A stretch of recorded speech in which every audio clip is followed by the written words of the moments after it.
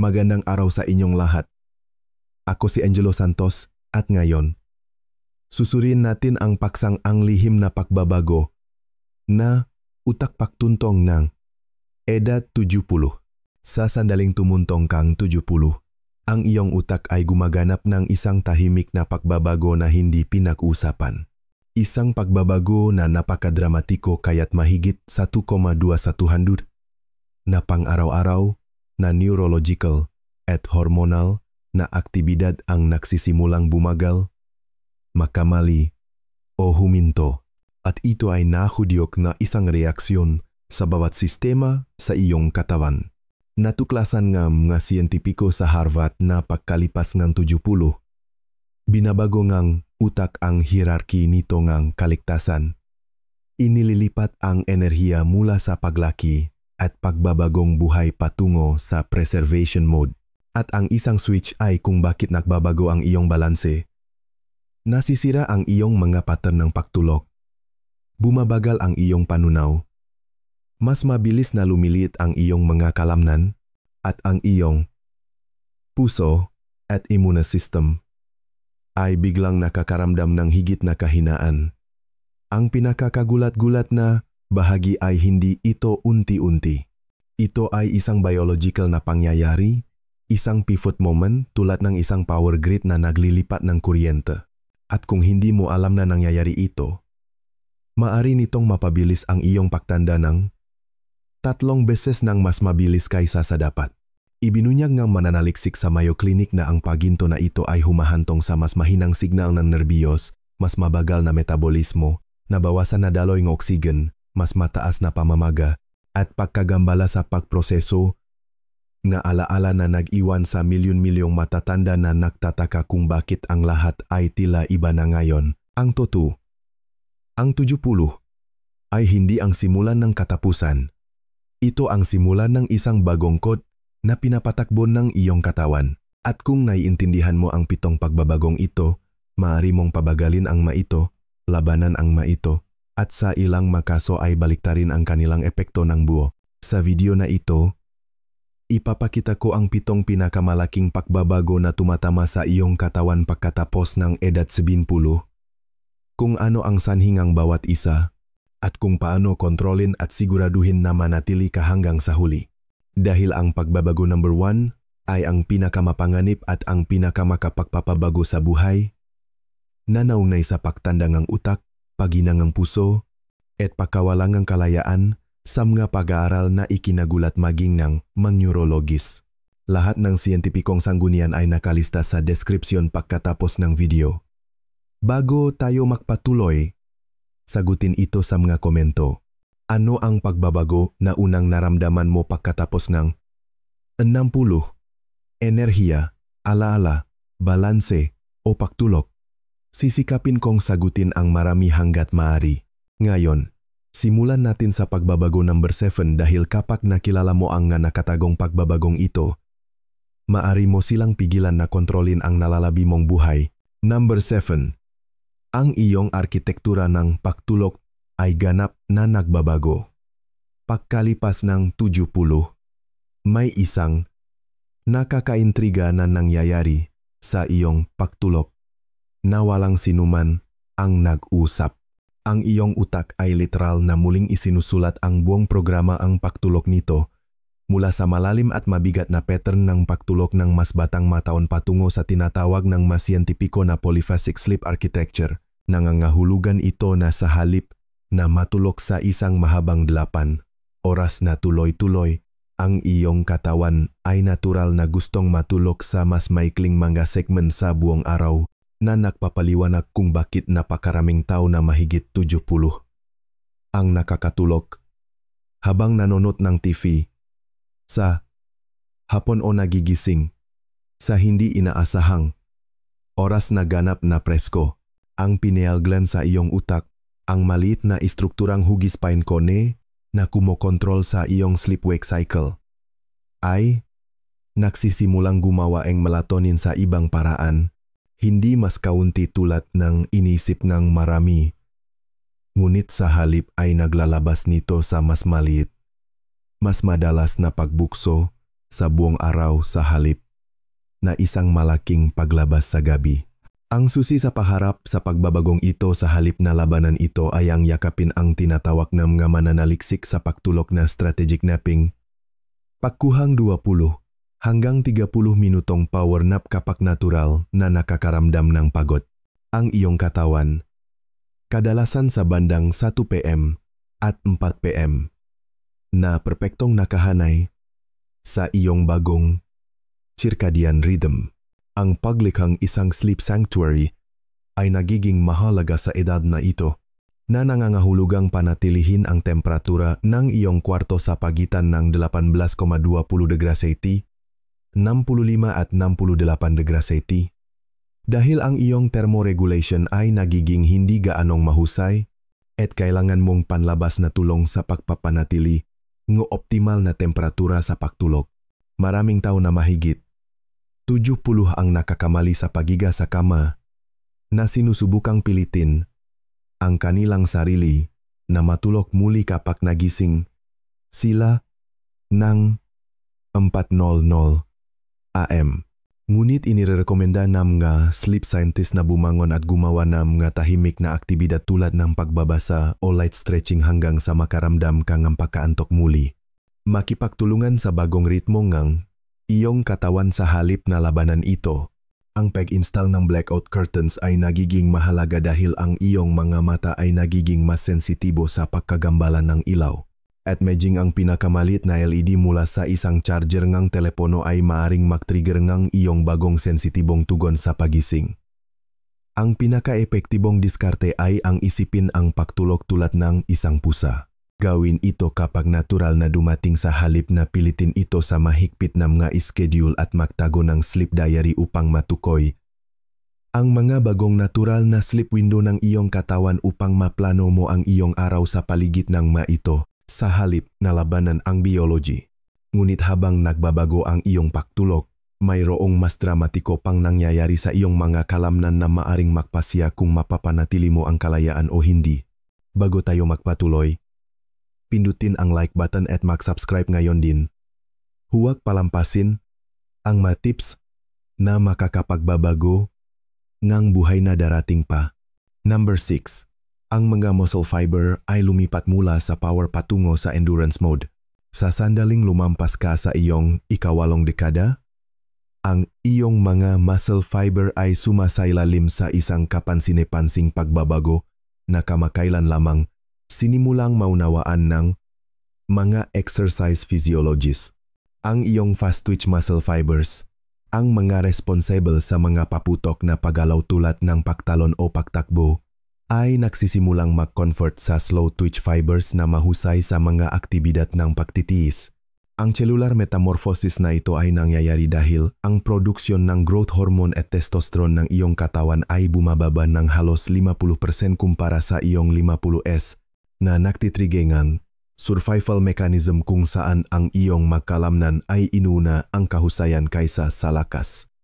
Isipin mo ito tulad ng pagpapalit ng iyong katawan ng sports car para sa isang hybrid. Mawawalan kang pinakamataas na bilis ngunit makakaroon kang hindi kapani-paniwalang fuel efficiency at pagiging maasahan. Ang sarcopenia o pagkawalang kalamnan na ipinagbabalang lahat ay hindi lamang tungkol sa pagkawalang mas ng kalamnan. Ito ay tungkol sa iyong natitirang mga kalamnan na literal na nagbabago ng kanilang pangunahing istruktura at paggana sa cellular level. Ang iyong mitochondria, ang mga maliliit na powerhouses sa loob ng iyong mga muscle cell, ay talagang dumarami sa loob ng iyong slow twitch fibers na ginagawa kang natural na mas mahusay sa mga aktibidad na nangangailangan ng matagal na pagsisikap sa halip na mabilis na pagbukso.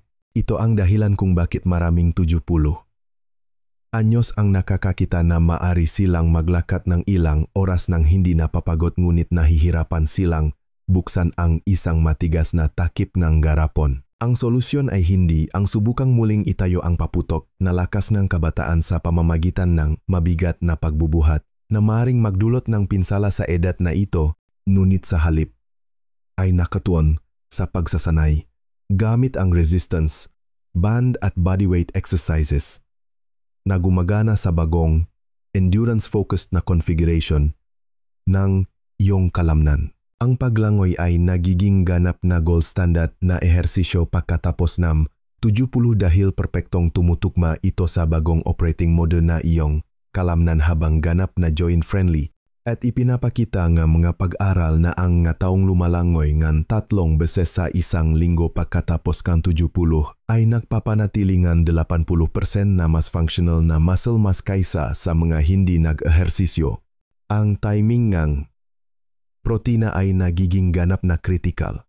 Ang pagkonsumong 25 hanggang 30 gramong de kalidad na protina sa loop ng 30 minuto pagkatapos ng anumang pisikal na aktibidad ay tumutulong sa iyong mga kalamnan na mapanatili ang kanilang mas sa kabilang mga pagbabago sa selular.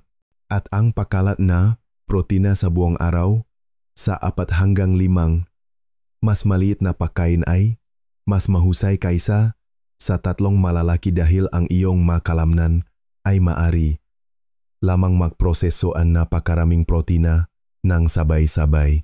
Ang pagdaragdag ng creatine supplementation, isang bagay na naugnay ng karamihan sa mga kabataang bodybuilder, ay nagiging hindi kapani-paniwalang kapaki-pakinabang pagkatapos ng 70 dahil nakakatulong ito sa iyong binagong mga muscle fiber na mapanatili ang kanilang kapasidad sa paggawa ng enerhiya na may mga pag-aral na nagpapakita ng 15% na pagpapabuti sa pang-araw-araw na paggana para sa mga nagsusupplement ng 3 gramo lamang.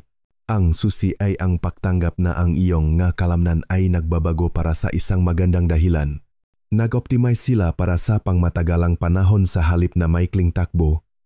At ang pagtatrabaho sa pagbabagong ito sa halip na labanan ito ay humahantong sa mas mahusay na mga resulta at mas kaunting pinsala. Tungkol sa mga pagbabago, hintayin mong marinig kung ano ang nangyayari sa iyong digestive system.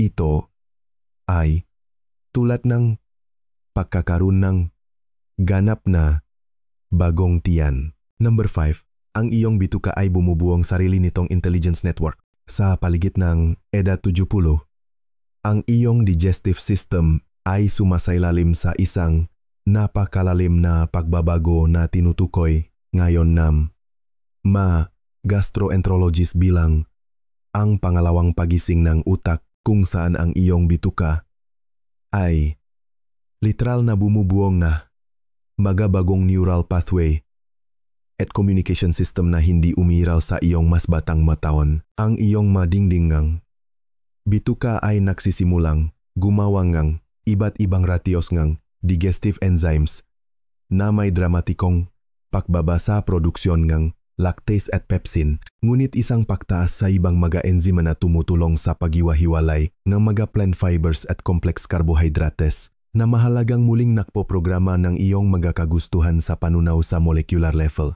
Ang gut microbiome, ang koleksyon ng trilyon-trilyong bakterya na naninirahan sa iyong bituka ay nakakaranas ng tinatawag ng nga siyentipiko na The Great Shift, kung saan ang mga bacterial species na nangingibabaw sa lupngang na dekada ay biglang nagbibigay daan sa ganap na bagong populasyon na mas angkop sa pagkuha ng nutrients mula sa mas maliit na dami ng pagkain. Ito ang dahilan kung bakit maraming tao na mahigit 70 ang biglang nakakaroon ng lactose intolerance kahit na uminom sila ng gatas sa buong buhay nila o nakakakita na ang mga pagkain dati nilang mahal ay nakdudulot ngayon ng discomfort. Habang ang mga pagkain dati nilang iniwasan ay nagiging kaakit-akit, ang iyong tiyan ay talagang lumilit ng humigit kumulang 20% sa kapasidad. Ngunit nagiging mas mahusay sa pagsenyas ng kapunuan na siyang paraan ng iyong katawan upang maiwasan ang sobrang pagkain kapag bumagal ang iyong metabolismo. Ang ma-fermented na pagkain ay nagiging ganap na mahalaga pagkatapos ng 70. Hindi lamang yogurt, kundi pati na rin ang kimchi, sauerkraut, kefir, at kombucha dahil nagbibigay sila nga partikular na bacterial strains na kailangan ng iyong binagong, bituka upang gumana ng optimal. At ipinapakita nam nga pag-aaral na ang mga taong kumakain ng fermented na pagkain araw-araw ay may 60% na mas kaunting digestive discomfort. Ang timing na iyong pinakamalaking pagkain ay dapat ilipat sa tanghali sa halip na gabi dahil nagbabago ang circadian rhythm na iyong digestive system at nagiging pinakaaktibo sa pagitan ng 11:00 am at 2 p.m. na may digestion sa gabi na nagiging makabuluhang, mas mabagal at hindi gaanong mahusay. Ang paggamit ng fiber ay kailangang unti-unting tumaas sa humigit kumulang 35 gramo bawat araw. Ngunit ito ay dapat na soluble fiber mula sa mga pinakmulan tulad ng oats, beans, at mansanas sa halip na insoluble fiber mula sa whole grains na nahihirapan iproseso ng iyong binagong digestive system. Ang temperatura ay mas mahalaga kaysa kailanman. Ang temperatura ng kwarto maligamgam na pagkain ay mas mahusay na natutunaw kaysa sa malamig na pagkain dahil bumababa ang produksyon ng asid ng iyong tiyan at nangangailangan ng tulong ng temperatura ng pagkain upang epektibong masira ang nutrients. Ang iyong mga taste bud ay malapit nang sumama sa pagbabagong ito sa mga paraan na ganap na magbabago kung paano mo nararanasan ang pagkain. Number 4. Ang mathasteputh ay nakaregenerat na may iba-ibang sensibilidad. Narito ang isang bagay na magpapamangha sa iyo tungkol sa pagtuntong ng 70. Ang iyong matasbad ay hindi lamang lumalala tulad ng inaakalang lahat. Sa halip, nagre-regenerate sila na may ganap na makakaibang pattern ng sensibilidad na lumilikha ng tinatawag ng food scientist na flavor flip phenomenon. Ang iyong bibig ay karaniwang may humigit kumulang 10,000 taste bud na nagre-regenerate tuwing 2 linggo sa buong buhay mo. Ngunit pagkatapos ang 70, nagre-regenerate sila na may binagong mga configuration ang receptor na nagpapalitaw na ang mga matatamis ay mas hindi matamis. Ang mamaalat ay mas hindi maalat, ngunit nakakagulat na ginagawang mas malakas at mas komplikado ang mapait at umami na lasa. Ang talagang nakakaintriga na bahagi ay ang interpretasyon ng iyong utak para sa panlasa na matatakpuan sa insular cortex ay bumubuo ng mga bagong neural pathway na inuuna ang nutritional detection kaysa sa purong kasiyahan sa lasa. Ibig sabihin, ang iyong katawan ay nagiging mas mahusay sa pagtuklas kung anong nutrients ang nasa pagkain, kahit na ang tradisyonal na lasa ay nagiging mutet. Ito ang dahilan kung bakit maraming tao na mahigit 70 ang biglang nakakaroon ng cravings sa mapagkaing hindi nila kailanman nagustuhan. Ang iyong katawan ay, literal, na tumitikim ngang nutrients sa halip ng mga lasa lamang, na tinutukoy ang iron sa spinach o ang calcium sa sardinas sa mga paraan na hindi magagawa ng iyong mas batang mga tasbud. Ang mapanganib na bahagi ay dahil lumiliit ang matamis at maalat na lasa. Maraming tao na mahigit 70 ang hindi sinasadyang nag-offer salt o nag-offer sugar ng kanilang pagkain na sinusubukang makamit ang pamilyar na lasa na humahantong sa mga isyu sa kalusugan na maiwasan sa pamamagang pagunawa sa pagbabagong ito. Ang solusyon ay ang yakapin ang mga pagkaing mayaman sa umami tulad ng mushrooms, aged cheeses, tomatoes, at misopas na kayang matukoy ang ating binagong taste bud ng mas malakas kaysa dati na lumilihang kasiyasiyang lasa ng walang labis na asino asukal.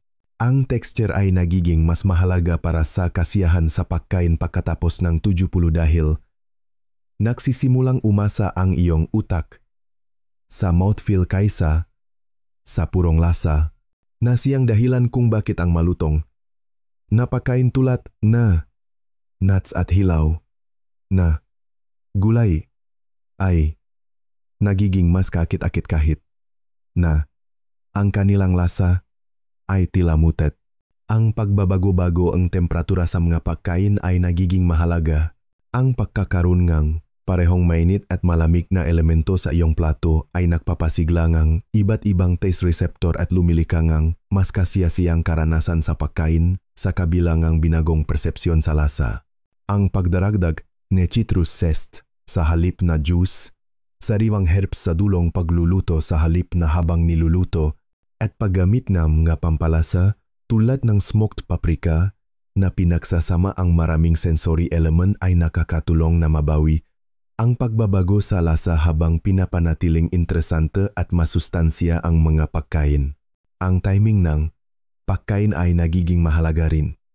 Ang iyong taste bud ay pinakasensitibo sa umaga at unti-unting bumababa ang pagiging sensitibo sa buong araw. Kaya ang pagtangkilik sa iyong mga paboritong pagkain sa almusal kapag mas matitikman mo ang mga ito ay nagpapasiya ng mas kasiyasiyang pagkain.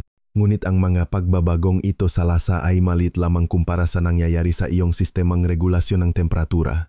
Number 3. Ang iyong panloob na thermostat ay ganap na nagre-rewire.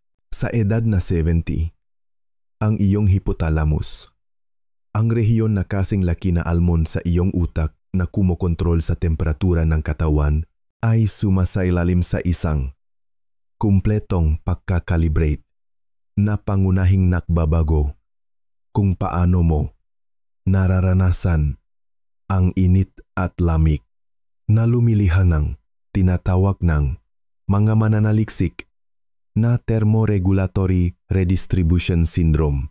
Ang iyong katawan ay huminto sa pagpapanatiling ng mahigpit na 37 graseli 98, 6 degrees. Baseline na pinanghahawakan nito sa loop ngam. Gadekada at sa halip ay nakpapahintulot ng mas malawak na saklaw ng pagbabago sa temperatura, kadalasan sa pagitan ng 36 dia 2 gray at 37 digre, 67 at 37 at 37 sa buong araw na sa katunayan ay mas episyente sa enerhiya, ngunit nakakaramdam ngang kakaiba kapag nakasanayan mo na ang katatagan. Ang talagang interesante na bahagi ay ang iyong brown fat, ang espesyal na uri ngang taba na bumubuo nga init, ay talagang dumarami pagkatapos ngang 70 sa pinaniniwalaan ng nga siyentipiko na isang compensatory mechanism, ngunit ito ay nagiging aktibo sa ibang paraan na nangangailangan ng paggalaw o mild exercise upang matrigger sa halip na simpleng pagkalantad sa lamig tulad ng sa mas batang mga tao. Ang pagbabagong ito ay nagpapaliwanag kung bakit ang mga tao na mahigit 70 ay madalas na nakakaranas ng biglaang hot flashes o cold spells na walang kinalaman sa menopause. Ito ay ang iyong katawan na nag-eksperimento sa bago nitong sistema ng regulasyon ng temperatura na sinusubukang makahanap ng kahusayan sa bagong operating mode na ito. Ang layering ng damit ay nagiging ganap na mahalaga, ngunit hindi lamang anumang nga layer. Kailangan mong moisture-wicking base layer dahil nagiging irregular ang iyong sweat response, insulating middle layer na madaling ayusin, at wind-resistant outer layer dahil lubos na tumataas ang iyong pagiging sensitibo sa paggalaw ng hangin. Ang tamang temperatura ni kwarto ay lumipat sa pagitan ni 18,20 grab Celsius, 65 hanggang 68 grab Celsius para sa optimal na pagtulog, ngunit kailangan mong kakayahang mabilis na ayusin ang mga kumot dahil ang iyong pangangailangan sa temperatura ay magbabago sa buong gabi sa mga siklo na hindi pa umiiral. Ang timing ng ehersisyo ay mas mahalaga kaysa kailanman. Ang pag-ehersisyo sa umaga, kapag ang temperatura ng iyong katawan ay natural na pinakamababa, ay nakakatulong na makapagtatag ng mas mahusay na regulasyon ng temperatura sa buong araw, habang ang pag-ehersisyo sa gabi ay maring makagambala sa iyong pagtulog dahil mas matagal bago lumamig ang iyong katawan. Ang hydration ay nagiging kritikal para sa regulasyon ng temperatura dahil bumababa ang iyong pakiramdam ng pagkauhaw, habang ang iyong pangangailangan para sa tubig upang ayusin ang temperatura ay talagang tumataas, na nangangailangan ng sadyang pagsisikap na uminom ng tubig bawat oras, kahit na hindi nauhaw. Ang mainit na paligo at sauna ay nakakagulat na nagiging kapaki-pakinabang para sa pagsasanay sa iyong bagong sistemang temperatura. Ang regular na pagkakalantat sa kinokontrol na matinding temperatura ay nakakatulong sa iyong katawan na magsanay ng mga bagong pattern ng regulasyon at nagpapabuti sa pangkalahatang kaginhawaan sa thermal. Ngayon, ihanda ang iyong sarili para sa pinansyal na pagbabago na hindi pinag-usapan ngunit nakakaapekto sa literal na lahat ng higit sa 70. Number 2. Ang Financial Processing Center ng iyong utak ay nagbabago. Ito ay magiging kakaiba, ngunit pagkatapos ng 70, ang bahagi ng iyong utak na nagpoproseso ng desisyon sa pananalapi. Pangunahin ang ventromedial prefrontal cortex at anterior cingulate cortex ay literal na nagre-rewire upang unahin ang pagkabukas palat at pamana sa pag-ipon sa tinatawag ng mga neuroscientist na generosity shift. Ipinapakita ng brain scans na kapag ang mga taong mahigit 70 ay tumitingin sa pera o gumagawa ng mga desisyon sa pananalapi, ganap na makakaibang neural pathway ang umiilaw kumpara sa mas batang mga utak. Ang mga reward center na dating nagpapaputok kapag nakakuha ng pera ay mas malakas na nagpapaputok ngayon kapag nagbibigay nito o gumagastos nito sa mga karanasan. Ang iyong utak ay nagsisimulang gumawa ng iba't ibang antas ng dopamina at serotonin bilang tugon sa stimuli sa pananalapi na ginagawang mas kaunti ang pag-ipon at mas kasiyasiya ang paggasta sa iba na nagpapaliwanag kung bakit napakaraming lolo't-lola ang hindi maiwasang palayawin ang kanilang mga apo kahit na sila ay matipid sa buong buhay nila. Ang bahagingang pagtatasangang panganib ngang iyong utak ay nagbabago rin. Ngunit hindi sa paraan na iyong inaasahan. Sabay kang nagiging mas konserbatibo sa kinakailangang pondo, ngunit mas handang kumuhang panganib sa sobrang pera, na lumilihang isang dual-track financial personality na hindi pa umiral nun. Ang mapanganib na bahagi ay ang pagbabagong ito sa utak ay nagpaparamdam sa mga taong mahigit 70 na lalo silang mahina sa mga financial scam dahil ang mga rehiyon ng utak na nakakakita ng panlilinlang at kahina-hinalang pag-ugali ay talagang lumiliit habang ang mga rehiyon na naugnay sa tiwala at pagkabukas palat ay lumalaki. Ang susi sa pamamahala ng pagbabagong ito ay ang pagtatakda ng automatikong financial guardrails bago ito ganap na umiral. Mga bagay tulad ng automatic bill pay, mga limitasyon sa paggasta sa mga credit card, at pahingingang maraming pirma para sa malalaking transaksyon. Ang paglihangang magkahiwalay na account para sa iba't ibang layunin ay nagiging mahalaga. Isang account para sa mga bayarin at mahahalagang gastusin na protektado mula sa pagiging mapagbigay. Isang account para sa mga regalo at donasyon na nakakatugon sa bagong wiring ng iyong utak at isang account para sa paglalakbay at mga aktibidad na mas pinahahalagahan ngayon ng iyong utak. Ang pakikipagtulungan sa isang pinakakatiwalaang financial advisor ay nagiging mahalaga, ngunit partikular, na isang taong nakakaunawa sa neurological na pagbabagong ito at makakatulong na lumikha ng mga sistema na nagpoprotekta sa iyo habang pinapayagan, kaparing tamasahin ang bagong mapagbigay na impulses ng iyong utak. Ang timing ng mga desisyon sa pananalapi ay lubos na mahalaga.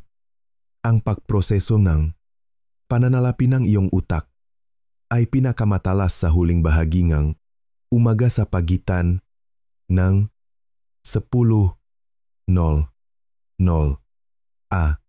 AM at tanghali, habang ang madesisyon sa hapon at gabi ay mas malamang na maimpluwensyahan ng emosyonal sa halip na lohikal na pagproseso. Ang pagkakaroon ng 24-hour rule para sa anumang pagbili na higit sa isang tiyak na halaga ay nagbibigay sa iyong utak ng oras upang makapag-engage sa bago nitong mapagbigay na circuits at ang natitira nitong lohikal na circuits na humahantong sa mas balanseng mga desisyon. At ngayon para sa number 1 na pagbabago na ganap na magpabago sa lahat ng akala mo ay alam mo tungkol sa pagtanda. Number 1. Ang iyong utak ay gumagawa ng wisdom molecule na nagbabago ng pananaw sa realidad. Narito ang pagtuklas na ikinagulat ng siyentipikong komunidad. Pagkatapos ng edad 70, ang iyong utak ay nagsisimulang gumawa ng isang binagong anyo ng neurotransmitter na tinatawag ng mga mananaliksik na Neurological Crystallized Intelligence Factor o NCIF na pangunahing nagbabago kung paano mo nakikita ang oras, pinoproseso ang mga emosyon, at naiintindihan ang mga komplikadong sitwasyon. Ito ay hindi lamang tungkol sa pagiging mas matalino sa pamamagitan ng karanasan. Ang iyong utak ay literal na nagsisimulang gumawa ng ibang chemical cocktail na lumilika ng inilalarawan ng siyentipiko bilang time dilation perception, kung saan ang mga sandali ay nararamdaman na mas mayaman at mas makabuluhan kahit na tila mas mabilis na lumipas ang mga taon. Ang posterior cingulate cortex, isang rehiyon ng utak na naugnay sa self-awareness at perspective-taking, ay nagdaragdag ng koneksyon nito sa ibang mga rehiyon ng utak ng hanggang 300% na lumilikha ng tinatawag ng mga neuroscientist na overview effect. Ang parehong psikolohikal na fenomenon na nararanasan ng mga astronaut kapag nakikita ang Earth mula sa kalawakan. Ang default mode network ng iyong utak, ang sistema na aktibo kapag hindi ka nakatuon sa labas ng mundo, ay nagiging lalong sopistikado sa pattern recognition at pagkonekta ng makakaibang piraso ng impormasyon. Ito ang dahilan kung bakit ang mga taong mahigit 70 ay madalas na may biglaang insights tungkol sa mga relasyon at sitwasyon na hindi napapansin ng mas batang mga tao. Ang produksyon ng wisdom molecule na ito ay tumataas sa panahon ng tahimik na pagninilay at banayad na pakikipag-ugnayan sa lipunan na nagpapaliwanag kung bakit ang mga taong mahigit 70 ay madalas na mas gusto ang makabuluhang pag-usap kaysa sa malalaking party at nakakahanap ng malalim na kasiyahan sa mga simpleng aktibidad tulad ng panunod ng mga ibon o pag-aalagang halaman. Ang pagbabagong ito sa neurological ay talagang nagbabago ng iyong pananaw sa kamatayan at mortalidad. Ipinapakita ng brain scans na ang mataong mahigit 70 ay nagpoproseso nga pag-iisip tungkol sa kamatayan sa ganap na makakaibang rehiyon ng utak kaysa sa mas batang matao na nakakaranas ng mas kaunting takot at mas maraming pagtataka tungkol sa hindi alam. Ang talagang kapansin-pansin na bahagi ay ang wisdom molecule na ito ay tila nakakahawa sa isang kahulugan. Ang pagugol ng oras sa mga taong mahigit 70 na gumagawa ng mataas na antas ng neurotransmitter na ito ay talagang nagtitrigger ng katulad na pansamantalang pagbabago sa mas batang mga utak na maring magpaliwanag kung bakit ang mga apo ay madalas na nakakaramdam ng mas kalmado at mas matalino pagkatapos bumisita sa mga lolo't lola. Ang iyong utak ay nagiging napakahusay sa tinatawag na mga mananaliksik na gist processing, pagunawa sa esensya ng mga sitwasyon nang hindi nabibigatan sa mga detalye. Ito ang dahilan kung bakit ang mga matatandang tao ay madalas na nagbibigayng payo na tila simple ngunit nagpapatunay na lubos na tumpak. Ang susi sa pag-maximize ng pagbabagong ito ay ang paglahok sa mga aktibidad na nagpapataas ng produksyon ng CAF. Pagmuni-muni o padarasal, hindi bababa sa 20 minuto araw-araw. Panatilihin ang mga koneksyon sa lipunan sa hindi bababa sa 3 malapit na kaibigan.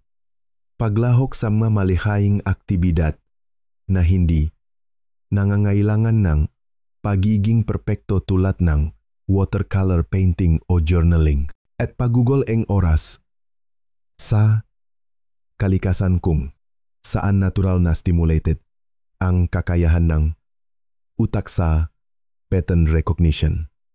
Ang pagtulok ay nagiging mahalaga para sa produksyon ng NCIF.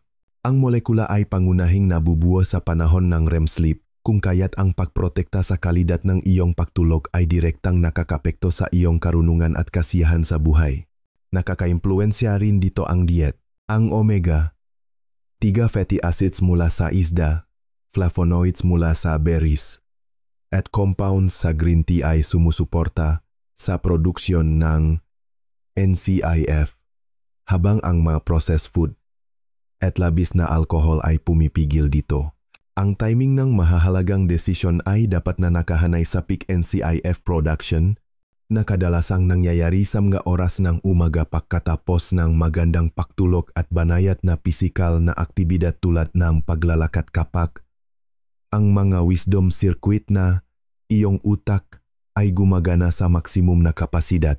Ang 7 pagbabagong ito ay hindi mga palatandaan ng pahina, bakus ay mga sopistikadong adaptasyon ng iyong katawan para sa huling kabanata ng iyong hindi kapani-paniwalang paglalakbay. Alam ng iyong katawan ang ginagawa nito, muling nagre-rewire para sa lalim kaysa sa bilis, karunungan kaysa sa lakas, at kahulugan kaysa sa pag-ipon. Ang susi ay hindi ang labanan ang mga pagbabagong ito, kundi ang pag-unawa at pagtanggap sa mga ito, makipagtulungan sa bagong operating system nga iyong katawan sa halip na labanan ito. Bawat isa sa mga pagbabagong tinalakay natin ngayon ay suportado ng matibay na agham at kumakatawan sa milyon-milyong taon ng evolusyon na naghahanda sa iyo para sa eksaktong yuktong ito ng buhay. Hindi ka nasisira. Ikaw ay nagbabago tungo sa isang bagay na iba. Isang bagay na nagsisilbingang natatangi at mahalagang layunin. Kung nakatulong sa iyo ang impormasyong ito upang maunawaan kung ano ang nangyayari o kung ano ang mangyayari sa iyong katawan, mangyaring pindutin ang subscribe button at ibahagi ito sa isang taong nangangailangan marinig ito. Salamat sa panonood.